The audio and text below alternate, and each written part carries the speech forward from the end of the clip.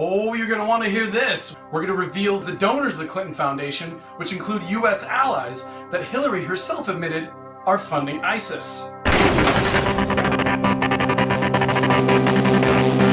Ladies and gentlemen, thank you for joining me. I'm your host, Dane Sorensen, and this is Zero Doubt Zone, where we seek truth, we vet facts, and we do it together. Well, thanks to the New York Times, we have some very interesting information about the Clinton Foundation and its donors. Saudi Arabia, $50+ million.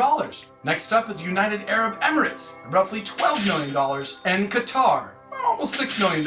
Interesting bedfellows the Clinton Foundation has. These nations are publicly considered allies of the U.S. We'll start with Saudi Arabia. A year before these quotes to Goldman Sachs, Clinton said, "We consider the Kingdom of Saudi Arabia a close and strategic partner in many of the critical issues facing our world today."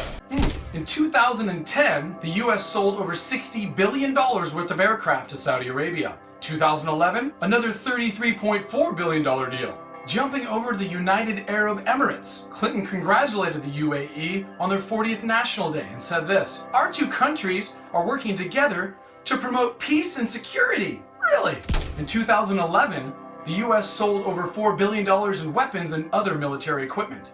Let's talk about Qatar. Well, while Hillary was Secretary of State, she said, Qatar is a friend and an ally. In 2014, after Hillary had left office, the U.S. had sold over $11 billion in helicopters and anti-aircraft missiles. Recent WikiLeaks reveal that a private transcript of a speech that Hillary gave to Goldman Sachs in October of 2013 referencing the Syrian-based conflict. We've got Iran with their agents in Hezbollah, and they're taken on by indigenous rebels, but increasingly a collection of jihadists who are funded by the Saudis, by the Emirates, and by Qatar.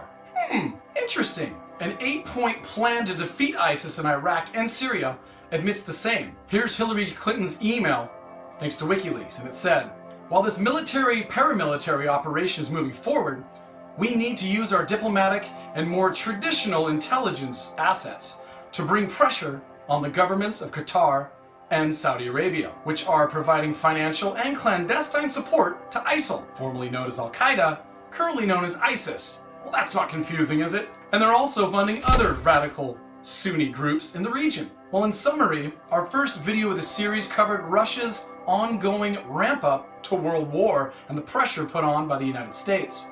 In our second video, we covered the Clinton Foundation's audit by its very own Chelsea Clinton, where they found donors expected quid pro quo benefits for gifts, and that philanthropic experts called an illegally operating rogue charity. The previous video went into the staffers loyal to Bill and Hillary who attempted to profit from the Clinton Foundation donors and expressed grave concern of the publication of these findings. And I quote, "I'm starting to worry that if this story gets out, we're screwed!" And of course this video that covers the donors of the Clinton Foundation, which include U.S. allies that Hillary herself admitted are funding ISIS. Action! President Obama.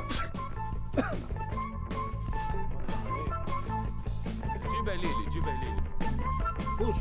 We're going to wrap this up with Russia's stance. You see, Syria is a Russian ally.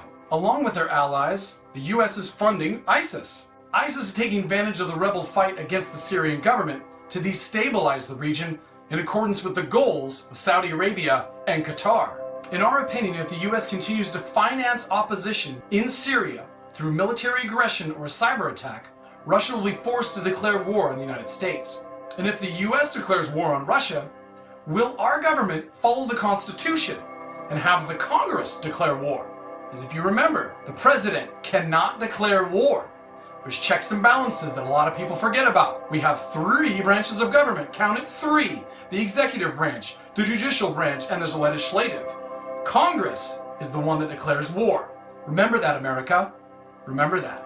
Once again, thank you for joining me. I'm your host, Dane Sorensen. Please like, comment, share, and subscribe.